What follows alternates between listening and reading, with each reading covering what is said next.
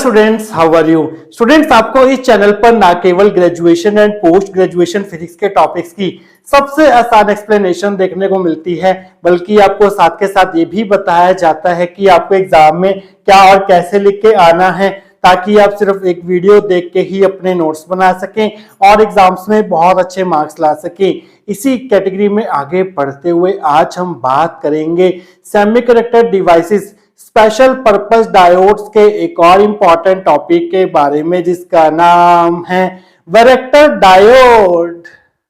Students, आज की इस वीडियो में हम ये पढ़ेंगे कि आखिरकार वैरेक्टर डायोड क्या होता है, इसका सिंबल क्या होता है, इसे कैसे कंस्ट्रक्ट किया जाता है, ये कैसे वर्क करता है, और सबसे लास्ट में हम वैरेक्टर डायोड की एप्लीकेशंस, एडवांटेजेस एंड डिसएडवांटेजेस भी स्टडी करेंगे। तो स्टूडेंट्स, आइए देखते हैं कि आखिरकार वैरेक्टर डायोड होता क्या है।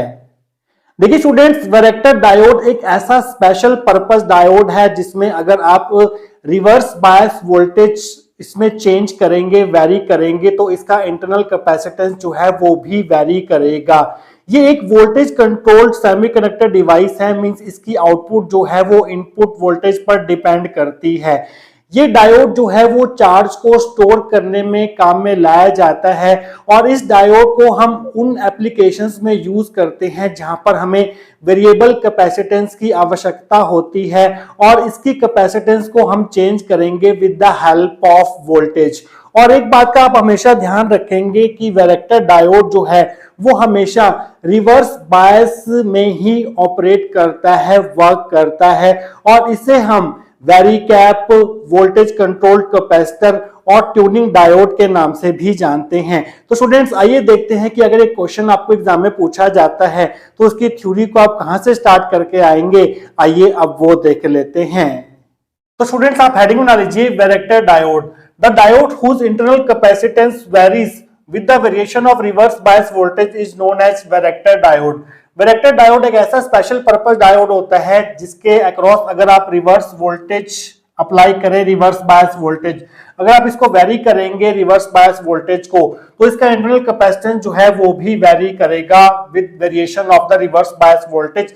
ऐसे प्रकार के डायोड को हम बोलते हैं varactor diode. It is used for storing the charge. इसका मेन काम है चार्ज को स्टोर करना।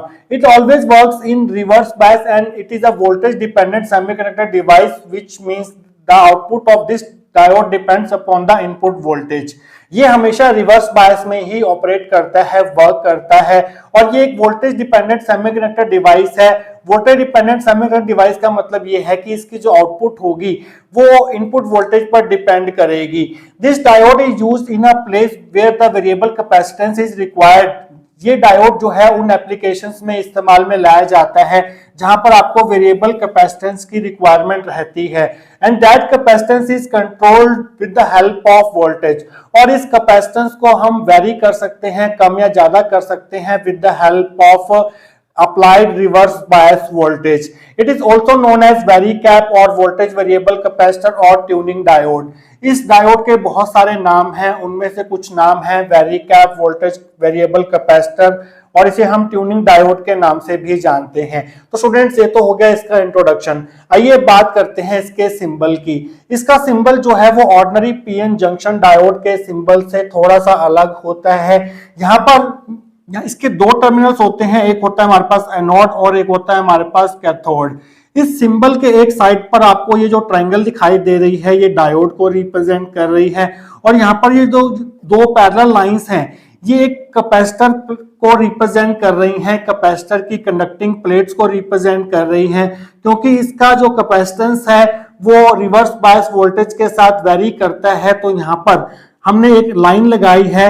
यहाँ पर ये लाइन लगाने का मतलब ये है कि ये as a variable capacitor use करता है, और इसकी कैपेसिटेंस को हम इनपुट रिवर्स बायस वोल्टेज की हेल्प से वेरी करवा सकते हैं। इसके और भी बहुत सारे सिंबल्स हैं जैसा कि आपको यहाँ पर दिखाई दे रहा होगा, बट सबसे कन्वीनियंट और सबसे समझने के लायक जो सिंबल है वो ये है, क्योंकि ये एक वेरिएबल कैपेसिटर का काम करता है। तो यहाँ पर आपने दो पैरेलल लाइंस ड्रॉ कर दी जो कि कैपेसिटर की दो कंडक्टिव प्लेट्स को रिप्रेजेंट कर रही है, और ये लाइन जो है वो ये शो कर रही है कि इसकी कैपेसिटेंस को आप वेरी कर सकते हैं with the help of input voltage जो कि रिवर्स बायस वोल्टेज होगी। तो इसके सिंबल में आप क्या लिखेंगे, the symbol of this diode is different to that of PN junction diode. इसका जो सिंबल है वो पीएन जंक्शन डायोड से डिफरेंट होता है। This diode has two terminals namely anode and cathode. ये एक टू टर्मिनल डिवाइस होता है जिसमें दो टर्मिनल्स होते हैं, एक होता है एनोड, एक होता है हमारे पास cathode. The one end of the symbol consist of diode and the other end has two parallel lines that represents conductive plates of the capacitor. Symbol के एक तरफ आपको यहाँ पर डायोड दिखाई देगा, ये ट्रायंगल जो है वो डायोड को रिप्रेजेंट कर रही है, और यहाँ पर आपको दो पैरेलल लाइंस दिखाई देंगी जो कि कैपेसिटर की कंडक्टिव प्लेट्स को रिप्रेजेंट करेगी। The gap between the plates represent the dielectric. और आप जानते हैं कि किसी भी कैपेसिटर की पैरेलल प्लेट्स के बीच में डाइलेक्ट्रिक फील्ड होता है, और उसे हम इन प्लेट्स की इन पैरेलल लाइंस के बीच में जो गैप है, बीच में जो स्पेस है, उससे हम रिप्रेजेंट करेंगे डाइलेक्ट्रिक को। यहाँ पर हमारा डाइलेक्ट्रिक मीडियम है। तो स्टूडेंट्स ये तो हो गया सिंबल। इसके बाद हम बात करेंगे कि आखिरकार वैरेक्टर डायोड को किस तरह से कंस्ट्रक्ट किया जाता है। तो स्टूडेंट्स आइए समझते हैं कंस्ट्रक्शन ऑफ वैरेक्टर डायोड को। देखिए स्टूडेंट, जब आप एक पी टाइप सेमीकंडक्टर को एक एन टाइप सेमीकंडक्टर के पास लेके जाते हैं तो एक पीएन जंक्शन फॉर्म होता है। यह हमारे पास एक पी टाइप सेमीकंडक्टर मटेरियल जिसमें हमारे पास होल्स जो हैं वो मेजॉरिटी चार्ज कैरियर्स होते हैं। यहाँ पर जो ओपन सर्कल्स हैं वो होल्स को रिप्रेजेंट कर रहे हैं, और जो सॉलिड सर्कल हैं वो यहाँ पर इलेक्ट्रॉन्स को रिप्रेजेंट कर रहे हैं। तो पी टाइप सेमीकंडक्टर में होल्स ज्यादा होते हैं और इलेक्ट्रॉन जो है वो बहुत कम होते हैं। और ये है हमारे पास एन टाइप सेमीकंडक्टर मटेरियल जिसमें हमारे पास इलेक्ट्रॉन्स जो है वो मेजॉरिटी चार्ज कैरियर्स हैं, मींस इनका नंबर जो है इलेक्ट्रॉन्स का, फ्री इलेक्ट्रॉन्स का जो नंबर होगा एन टाइप सेमीकंडक्टर में वो ज्यादा होगा और होल्स जो है वो कम होंगे। जब आप एक पी टाइप सेमीकंडक्टर मटेरियल को एन टाइप सेमीकंडक्टर मटेरियल के पास लेके जाते हैं तो एक बाउंड्री फॉर्म होती है जो पी टाइप मटेरियल को एन टाइप मटेरियल से सेपरेट करती है, जिसे हम बोलते हैं पीएन जंक्शन। फ्री इलेक्ट्रॉन्स और होल जो हैं वो हमेशा कोशिश करते हैं कि हायर कंसंट्रेशन से लोअर कंसंट्रेशन की तरफ मूव करें। इलेक्ट्रॉन्स के लिए एन टाइप रीजन जो है वो हायर कंसंट्रेशन रीजन है, और पी टाइप रीजन जो है वो लोअर कंसंट्रेशन रीजन है फॉर फ्री इलेक्ट्रॉन्स। और होल्स के लिए इसका ऑपोजिट है। होल्स के लिए पी टाइप सेमीकंडक्टर जो है वो एक हायर कंसंट्रेशन रीजन है, और एन टाइप सेमीकंडक्टर मटेरियल जो है वो एक लोअर कंसंट्रेशन रीजन है। तो इलेक्ट्रॉन्स चाहेंगे, फ्री इलेक्ट्रॉन चाहेंगे कि वो एन रीजन से इस पी रीजन में मूव करें, हायर कंसंट्रेशन से लो कंसंट्रेशन रीजन की तरफ मूव करें, और होल चाहेंगे कि वो पी रीजन से एन रीजन की तरफ मूव करें, मींस हायर कंसंट्रेशन से लोअर कंसंट्रेशन रीजन की तरफ मूव करें। और साथ के साथ ये जो इलेक्ट्रॉन्स हैं वो नेगेटिवली चार्ज जो होते हैं, तो सेम चार्ज होने की वजह से इलेक्ट्रॉन्स के ऊपर ये इलेक्ट्रॉन जो है वो एन टाइप सेमीकंडक्टर मटेरियल में एक दूसरे के ऊपर रिपल्सिव फोर्स लगाते हैं। तो इसलिए क्या चाहते हैं ये फ्री इलेक्ट्रॉन, ये चाहते हैं कि वो पीएन जंक्शन को क्रॉस करके पी रीजन में आ जाएं। इसी तरह से जो हमारे होल्स हैं वो पॉजिटिव चार्ज कैरी करते हैं, जिसकी वजह से इनके बीच में भी फोर्स ऑफ रिपल्शन लगेगा। तो होल चाहते हैं कि वो पी रीजन को छोड़ के एन रीजन में चले जाएं, लोअर कंसंट्रेशन रीजन में चले जाएं। इसलिए जो हमारे पास इलेक्ट्रॉन्स हैं नियर द पीएन जंक्शन वो पीएन जंक्शन को क्रॉस करके पी रीजन में डिफ्यूज हो जाते हैं, और जब ये वाले इलेक्ट्रॉन्स जो नियर द पीएन जंक्शन है वो पी रीजन में डिफ्यूज होते हैं तो यहाँ पर नेगेटिव आयंस जो हैं वो फॉर्म हो जाते हैं, क्योंकि इलेक्ट्रॉन जो है वो negative ions carry, negative charge carry करते हैं। इसी तरह से जब होल्स जो हैं वो नियर बाय पीएन जंक्शन वाले होल्स जो हैं वो पीएन जंक्शन को क्रॉस करके एन रीजन में डिफ्यूज होंगे, तो पीएन जंक्शन के आसपास एक पॉजिटिव आयंस की लेयर फॉर्म हो जाएगी एन रीजन के अंदर, जिसकी वजह से यहाँ पर एक रीजन क्रिएट हो जाएगा जिस रीजन को हम बोलते हैं डिप्लीशन रीजन। तो ये है हमारे पास डिप्लीशन रीजन, तो मैं यहां पर लिख देता हूं इसको, ये है हमारे पास डिप्लीशन रीजन। डिप्लीशन रीजन का नाम डिप्लीशन रीजन क्यों पड़ा? डिप्लीशन का मतलब होता है खत्म होना। इसके अंदर हमारे पास कोई भी मोबाइल चार्ज कैरियर्स नहीं होंगे, सिर्फ और सिर्फ इमोबाइल आयंस होंगे, पॉजिटिव एंड नेगेटिव आयंस होंगे। देखिए स्टूडेंट्स, यहाँ पर जो डिफ्यूजन है इलेक्ट्रॉन्स का from N region to P region, और होल्स का जो डिफ्यूजन है from P region to N region, वो लंबे समय तक नहीं चलेगा। क्यों नहीं चलेगा? क्योंकि होल्स जो हैं इन पॉजिटिव आयंस के द्वारा रिपेल किए जाएंगे। तो जब यहाँ पर एक पॉजिटिव आयंस की लेयर फॉर्म हो जाएगी तो उसके बाद कोई भी होल जो है वो पी रीजन से एन रीजन में नहीं जा पाएगा, और ये जो इलेक्ट्रॉन्स हैं इस रीजन वाले वो इन नेगेटिव आयंस से रिपेल होंगे। तो जब यहाँ पर नेगेटिव आयंस की लेयर फॉर्म हो जाएगी तो उसके बाद इलेक्ट्रॉन जो हैं वो एन रीजन से पी रीजन में नहीं जा पाएंगे, और यहाँ पर एक डिप्लीशन रीजन फॉर्म होगी जिसकी विड्थ होगी हमारे पास WD। WD की वैल्यू जो है means width of depletion region जो है वो डिपेंड करता है कि आपने पी टाइप और एन टाइप में कितनी ज्यादा डॉपिंग की है। अगर आपने डॉपिंग ज्यादा की है तो डिप्लीशन रीजन की विड्थ जो है वो कम होगी, अगर आपने डॉपिंग कम की है तो उस केस में डिप्लीशन रीजन की विड्थ जो है वो ज्यादा होगी। ये जो डिप्लीशन रीजन है ये अपने में से करंट को फ्लो नहीं होने देता है, और डाइलेक्ट्रिक क्या होता है, डाइलेक्ट्रिक भी ऐसा मटेरियल होता है जो अपने में से करंट को फ्लो ना होने दे। तो इस केस में ये जो डिप्लीशन रीजन है वो यहाँ पर एक डाइलेक्ट्रिक का काम करेगी, और पी टाइप और एन टाइप रीजन जो है वो अपने में से करंट पास होने देते हैं। मींस ये एक कंडक्टिव प्लेट्स की तरह बिहेव करेंगे, क्योंकि कंडक्टिव प्लेट्स में से भी करंट जो है वो आराम से फ्लो हो जाता है। तो ये कंडक्टिव प्लेट है, बीच में डाइलेक्ट्रिक है, यहाँ पर कंडक्टिव प्लेट है, तो यहाँ पर एक प्रकार का कैपेसिटर फॉर्म हो चुका है। तो इस केस में जो वैरेक्टर डायोड है वो एक नॉर्मल कैपेसिटर की तरह बिहेव करता है, जिसकी कैपेसिटेंस होती है हमारे पास C = A epsilon bye WD, जहां पर A जो है वो इस पीएन जंक्शन का एरिया है। ये हमारे पास पीएन जंक्शन है, बीच में इस पीएन जंक्शन का एरिया है। एप्सिलॉन जो है वो है permittivity of semiconductor material, WD है हमारे पास विड्थ ऑफ डिप्लीशन रीजन। तो इस तरह से स्टूडेंट्स आप एक वैरेक्टर डायोड को कंस्ट्रक्ट करवा सकते हैं। तो स्टूडेंट्स आइए देखते हैं कि इसकी कंस्ट्रक्शन की थ्योरी में आप क्या लिख के आएंगे। तो स्टूडेंट्स आप हेडिंग ना लीजिए construction. When a p-type semiconductor is joined with the n-type semiconductor, then a p-n junction is formed. जब आप एक p टाइप मटेरियल को n टाइप मटेरियल के साथ ज्वाइन करते हैं तो यहाँ पर एक बाउंड्री फॉर्म होती है जो p टाइप मटेरियल को n टाइप मटेरियल से सेपरेट करती है। इसे हम बोलते हैं p-n junction. In the n-type semiconductor, a large number of free electrons are present, and in the p-type semiconductor, a large number of holes are present. एक n-type semiconductor में बहुत सारे फ्री इलेक्ट्रॉन्स होते हैं जिन्हें हमने डार्क सर्कल से denote किया है, और p टाइप सेमीकंडक्टर में बहुत सारे होल्स होते हैं जिन्हें हमने ओपन सर्कल से डिनोट किया है। The free electrons and holes always try to move from region of higher concentration to the region of lower concentration. Electrons और होल्स हमेशा ये चाहते हैं कि वो हायर कंसंट्रेशन से लोअर कंसंट्रेशन वाले रीजन की तरफ मूव करें। For free electrons, n region is higher concentration region and p region is lower concentration region, and for holes, p region is higher concentration region and n region is lower concentration region. Free electrons के लिए n reason जो है वो higher concentration region है, और free electrons के लिए p reason जो है वो लोअर कंसंट्रेशन रीजन है, जबकि होल्स के लिए p रीजन जो है वो हायर कंसंट्रेशन रीजन है, जबकि होल्स के लिए n रीजन जो है वो लोअर कंसंट्रेशन रीजन है। Therefore, free electrons always try to move from n region to p region and holes always try to move from p region to n region. इसलिए concentration में difference होने की वजह से होल्स क्या चाहते हैं कि वो p रीजन से n रीजन की तरफ जाएं, हायर कंसंट्रेशन से लोअर कंसंट्रेशन रीजन की तरफ जाएं, और फ्री इलेक्ट्रॉन्स क्या चाहते हैं कि वो n रीजन से p रीजन में आए, मींस हायर कंसंट्रेशन से लोअर कंसंट्रेशन रीजन में जाएं। तो स्टूडेंट्स ये है हमारे पास फिगर नंबर 1 जो कि सिचुएशन बता रही है before formation of depletion region. अभी आपने जस्ट पी रीजन और एन रीजन को आपस में ज्वाइन किया है, अभी डिप्लीशन रीजन फॉर्म नहीं हुई है, तो इनको ज्वाइन करने के बाद कुछ मैजिकल हैपन होने वाला है, और वो है फॉर्मेशन ऑफ डिप्लीशन रीजन। वो कैसे फॉर्म होगी वो हम देखेंगे नेक्स्ट सेक्शन के अंदर। तो स्टूडेंट्स आइए देखते हैं कि कंस्ट्रक्शन में आप और क्या ऐड करके आएंगे। The free electrons in the n region gets repelled from each other and move towards the p region.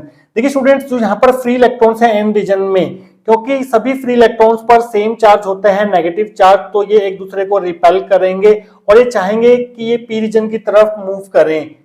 When free electrons reach the p-n junction, they experience attractive force from the holes in the p region. Therefore, these free electrons diffuse into p region. अब repulsive forces के कारण ये जो free electrons हैं N region के वो P region की तरफ जाना चाह रहे हैं, जैसे ही फ्री इलेक्ट्रॉन जो है वो पीएन जंक्शन की तरफ पहुंचेंगे, वो इन होल्स के द्वारा अट्रैक्ट होंगे। इलेक्ट्रॉन्स और होल्स के बीच में अट्रैक्टिव फोर्स ऑफ लगेगी, क्योंकि होल्स पर पॉजिटिव चार्ज होता है, इलेक्ट्रॉन्स पर नेगेटिव चार्ज होता है, जिसकी वजह से जो फ्री इलेक्ट्रॉन्स पीएन जंक्शन के पास होंगे एन रीजन में, वो पी रीजन में डिफ्यूज हो जाएंगे। इसकी वजह से होगा क्या, this creates a layer of negative ions near the junction in P reason, क्योंकि इलेक्ट्रॉन जो हैं वो पी रीजन में डिफ्यूज हो चुके हैं, तो यहाँ पर एक नेगेटिव आयंस की लेयर फॉर्म हो जाएगी पी रीजन के अंदर near the PN junction. Similarly the holes in the P region gets repelled from each other and move towards N region. ठीक इसी प्रकार से जो होल्स हैं पॉजिटिवली चार्ज्ड हैं, ये एक दूसरे पर रिपल्सिव फोर्सेस लगाएंगे, तो ये होल्स चाहेंगे कि ये पी रीजन की तरफ मूव करें।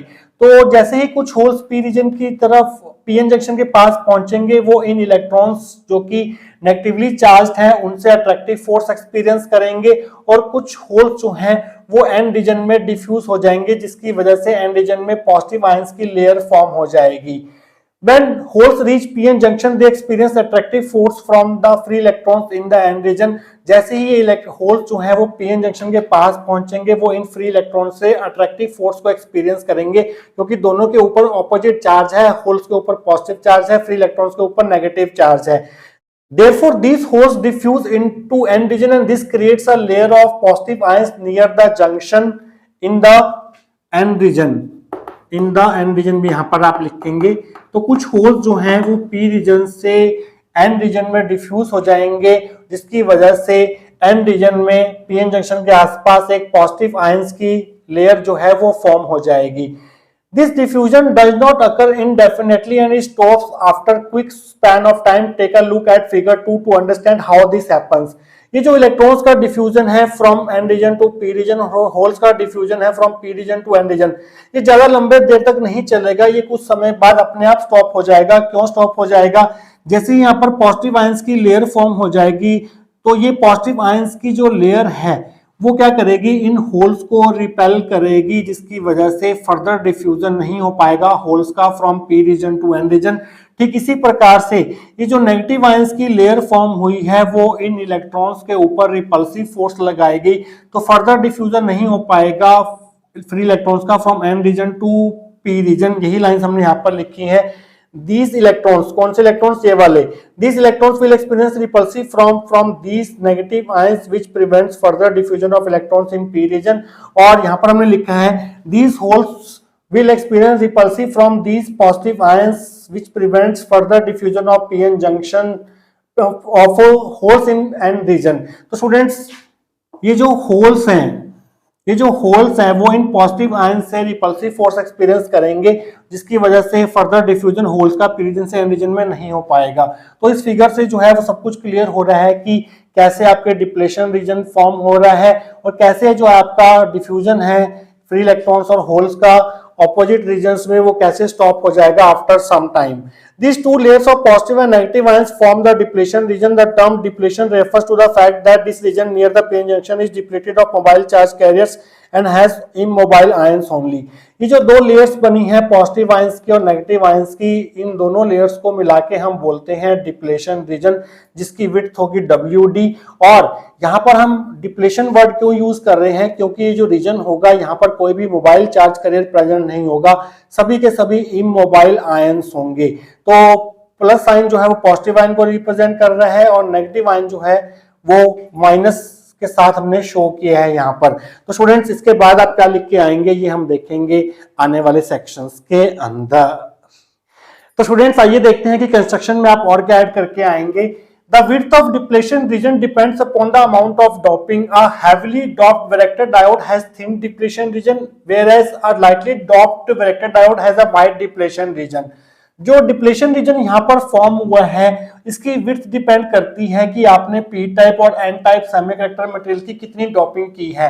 अगर आप यहाँ पर ज्यादा डॉपिंग करते हैं तो वैरेक्टर डायोड में जो डिप्लेशन रीजन फॉर्म होगी वो थिन डिप्लेशन रीजन फॉर्म होगी। अगर आप यहाँ पर लाइट डॉपिंग करते हैं, डॉपिंग का अमाउंट कम रखते हैं, तो यहाँ पर आपकी वाइड डिप्लेशन रीजन जो है वो फॉर्म होगी।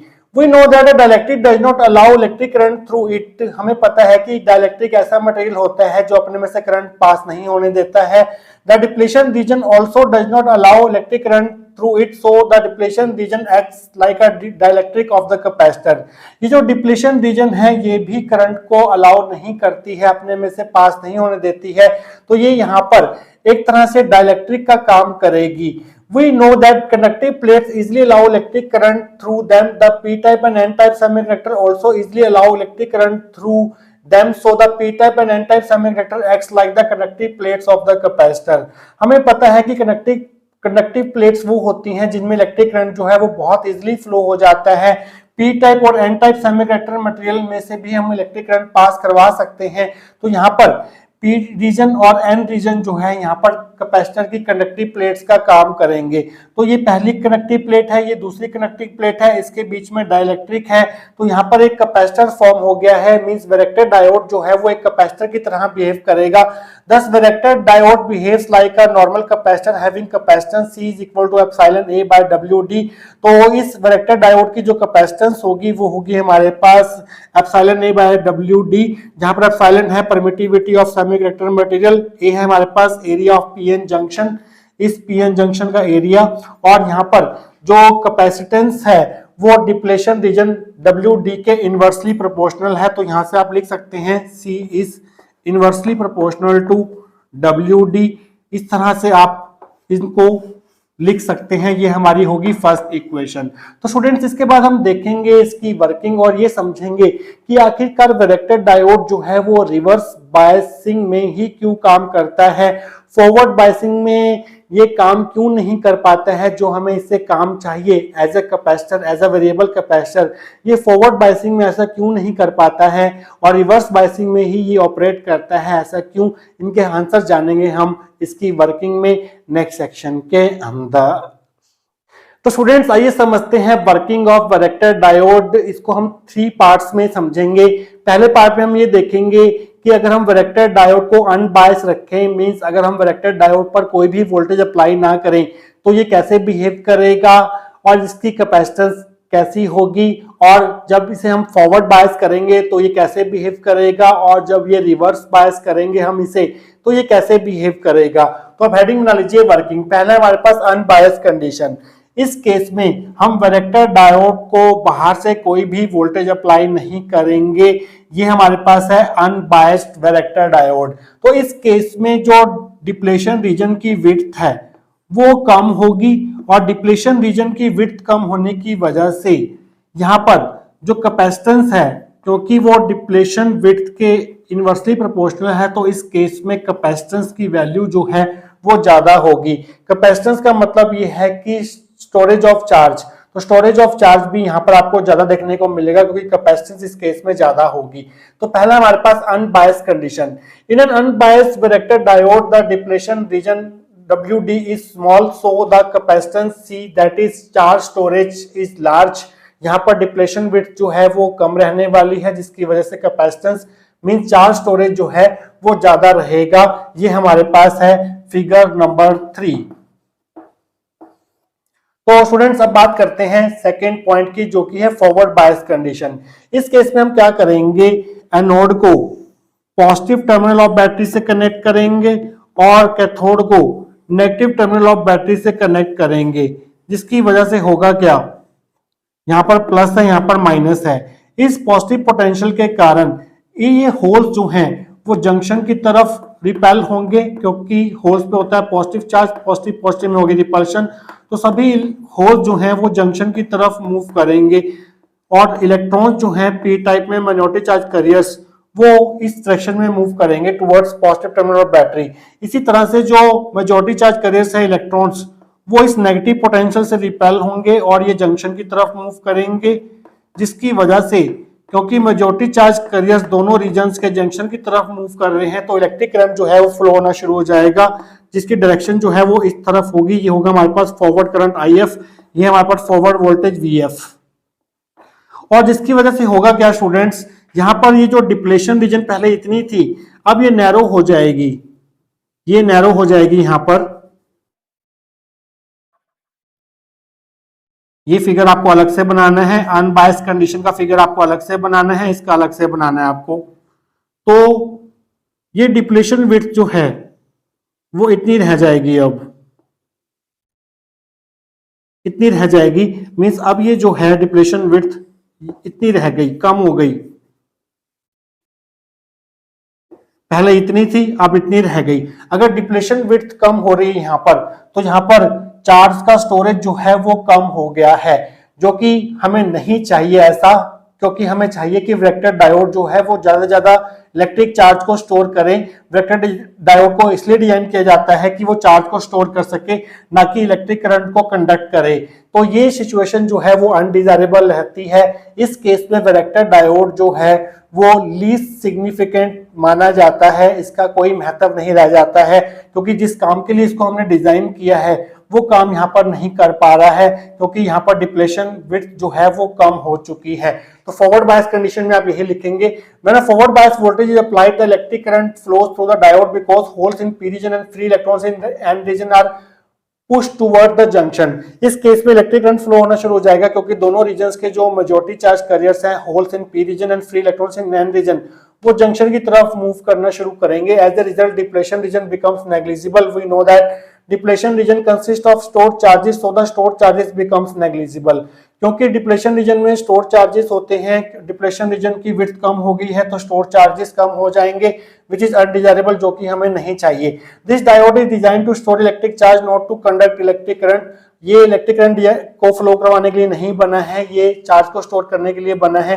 That is why this diode should never be operated in forward bias condition, as it possesses the least significance when operated in this condition. तो इसे हम फॉरवर्ड बायस में ऑपरेट ना करवाकर रिवर्स बायस में ऑपरेट करवाएंगे।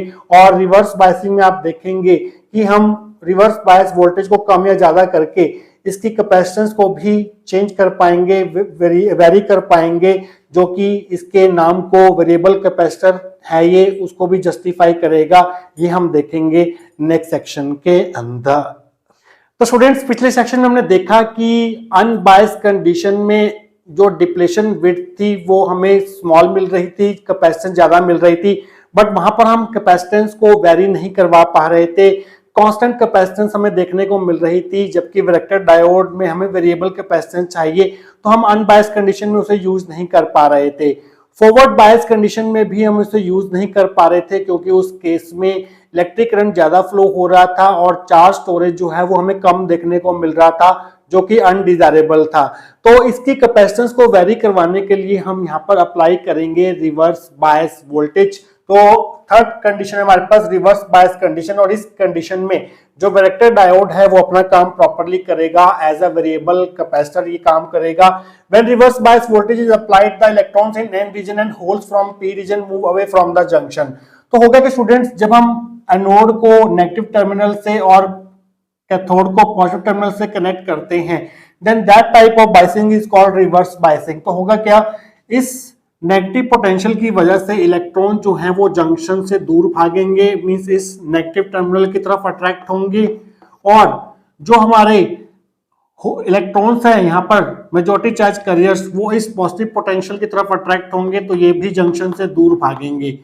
Junction से दूर भागने की वजह से ये जो डिप्लेशन रीजन की विड्थ है, जो पहले इतनी थी अब वो इतनी हो जाएगी, बड़ी हो जाएगी। तो यहाँ पर डिप्लेशन रीजन की विड्थ बढ़ रही है। और फर्स्ट इक्वेशन हमने देखा था कि जो कैपेसिटेंस है वो WD के इनवर्सली प्रोपोर्शनल है। अगर WD बढ़ेगा तो कैपेसिटेंस कम होगी, तो इस केस में कैपेसिटेंस जो है वो कम हो जाएगी। तो यही लाइन आप यहाँ पर लिखेंगे, as a result width of depletion region increases and capacitance decreases. तो इस केस में कैपेसिटेंस डिक्रीज हो गई है। तो ये जो विड्थ है डिप्लेशन रीजन की, ये VR के डायरेक्टली प्रोपोर्शनल है। अगर आप ज्यादा रिवर्स बायस वोल्टेज अप्लाई करेंगे तो WD बढ़ जाएगा, अगर आप कम रिवर्स बायस वोल्टेज अप्लाई करेंगे तो WD जो है वो कम हो जाएगा। तो अगर VR डायरेक्टली प्रोपोर्शनल है VD के, तो आप ऐसे भी लिख सकते हैं 1/VR प्रोपोर्शनल 1/WD। तो 1/WD जो है वो C के प्रोपोर्शनल है, तो आप यहाँ पर लिख सकते हैं 1/VR proportional to C means C proportional to 1/VR। तो अगर आप वीआर को कम रखेंगे तो कैपेसिटेंस ज्यादा आपको देखने को मिलेगी, अगर आप वीआर को ज्यादा रखेंगे तो कैपेसिटेंस जो है वो कम देखने को मिलेगी, इसे कम करेंगे तो ये कैपेसिटेंस जो है वो ज्यादा हो जाएगी। इस तरह से जो वैरेक्टर डायोड है वो एज अ वेरिएबल कैपेसिटर यहाँ पर काम करता है। अगर आप वीआर बढ़ाएंगे तो क्या होगा, विच इंप्लाइज WD जो है वो बढ़ेगा, WD अगर बढ़ेगा तो कैपेसिटेंस जो है वो डिक्रीज होगी। अगर आप वीआर को डिक्रीज करेंगे तो WD डिक्रीज होगा, WD डिक्रीज होगा तो मींस कैपेसिटेंस जो है वो इंक्रीज होगी। तो इस तरह से ये जो वैरेक्टर डायोड है वो एज अ वेरिएबल कैपेसिटर यहाँ पर काम करता है। तो अगर हम यहाँ पर ग्राफ प्लॉट करें कैपेसिटेंस का वर्सेस रिवर्स बायस वोल्टेज का, कैपेसिटेंस जो यहाँ पर आपको देखने को मिलती है वो पिकोफैरेड्स में होती है। तो जब आपकी रिवर्स बायस वोल्टेज मिनिमम होगी, 0 होगी, तो उस केस में कैपेसिटेंस जो है वो मैक्सिमम होगी। जैसे जैसे आप रिवर्स बायस वोल्टेज बढ़ाते जाएंगे तो आपकी जो कैपेसिटेंस है वो डिक्रीज होती चली जाएगी, कुछ इस तरह से, इस तरह से डिक्रीज होती हुई चली जाएगी, क्योंकि कैपेसिटेंस जो है वो रिवर्स बायस वोल्टेज के इनवर्सली प्रोपोर्शनल है। जो एग्जैक्ट रिलेशन होता है capacitance and reverse bias voltage के बीच में वो कुछ इस तरह से होता है, C is equal to C0 K VB minus VR raise to power M। C0 है यहाँ पर diode capacitance before biasing, biasing किए बगैर जो कैपेसिटेंस थी डायोड की अनबायस कंडीशन वाली, वो C0 की वैल्यू है। VB यहाँ पर बैरियर वोल्टेज है। बैरियर वोल्टेज क्या होगा, जब यहाँ पर पॉजिटिव आयंस की लेयर बन गई थी, नेगेटिव आयंस की लेयर बन गई थी, तो यहाँ पर एक फिक्शियस बैटरी क्रिएट हो गई थी VB, जो कि इलेक्ट्रिक करंट के फ्लो को अपोज कर रही थी। इस VB की जो वैल्यू है वो डिपेंड करता है कि आप सेमीकंडक्टर मटेरियल कौन सा लेते हैं। अगर आप जर्मेनियम से बनाते हैं सेमीकंडक्टर तो उस केस में 0.3 वोल्ट होगी इसकी वैल्यू, और सिलिकॉन के लिए VB की वैल्यू 0.7 इलेक्ट्रॉन वोल्ट होती है। और यहाँ पर VR जो है वो रिवर्स बायस वोल्टेज है, K जो है वो कांस्टेंट है जो कि ज्यादातर केस में 1 होता है, M भी एक कांस्टेंट है जिसकी वैल्यू डिपेंड करती है कि आप कौन सा टाइप का सेमीकंडक्टर मटेरियल ले रहे हैं। तो ये फॉर्मूला यहाँ पर आप लिख सकते हैं, C is equal to C0 K VB minus VR raise to power M। तो स्टूडेंट्स ये तो हो गया इसका वर्किंग। इसके बाद हम स्टडी करेंगे advantages, disadvantages and applications of varactor diode. तो स्टूडेंट्स आइए स्टडी करते हैं एडवांटेजेस ऑफ वैरेक्टर डायोड। तो आप हेडिंग बना लीजिए advantages. It generate less noise as compare to other PN junction diodes. दूसरे पीएन जंक्शन डायोड के कंपैरिजन में ये बहुत ही कम नॉइस जनरेट करता है। सेकंड एडवांटेज है it is portable due to small size and light weight. Small size and light weight होने की वजह से इसकी पोर्टेबिलिटी काफी अधिक है, इसको आप एक जगह से दूसरी जगह बहुत इजीली ले जा सकते हैं। Third is it is more reliable then other PN junction diodes. दूसरे पीएन जंक्शन डायोड्स के कंपैरिजन में ये ज्यादा रिलायबल है, इसकी लाइफ जो है वो ज्यादा होती है। फोर्थ एडवांटेज है it is a low cost device, ये बहुत ही इकोनॉमिकल डायोड है। उसके बाद है disadvantages, it's performance is significantly affected by temperature changes. Temperature changes आने की वजह से इसकी जो परफॉर्मेंस है वो बहुत हद तक प्रभावित हो जाती है। पहला डिसएडवांटेज ये है। It is design to work only in reverse bias condition, it possesses the least significance when operated in forward biasing. इसे हम रिवर्स बायस कंडीशन में ही ऑपरेट कर सकते हैं, रिवर्स बायस कंडीशन में ही ये एज अ वेरिएबल कैपेसिटर जो है वो काम करता है। फॉरवर्ड बायसिंग में ये चार्ज स्टोरेज की इसकी क्षमता जो है वो बहुत कम हो जाती है, और फॉरवर्ड बायसिंग में इसका जो सिग्निफिकेंस है वो बहुत कम हो जाता है। एप्लीकेशन है इसकी, it is used as frequency multipliers in microwave receivers. Microwave receivers में फ्रीक्वेंसी मल्टीप्लायर्स में इसका यूज होता है। It is use in parametric amplifiers, parametric amplifiers में भी इसका काफी यूज है। It is use in voltage control oscillators, क्योंकि ये एक वोल्टेज कंट्रोल डिवाइस है तो इसे हम वोल्टेज कंट्रोल ऑसिलेटर्स में यूज करते हैं। It is use in radio receivers for tuning purposes, इसे हम ट्यूनिंग पर्पजेस के लिए रेडियो रिसीवर्स में भी यूज करते हैं। तो students it's all about varactor diode. I hope आपको आज का टॉपिक जो है वो अच्छे से क्लियर हुआ होगा। मिलेंगे किसी और important topic related to semiconductor devices के साथ। Till then take care.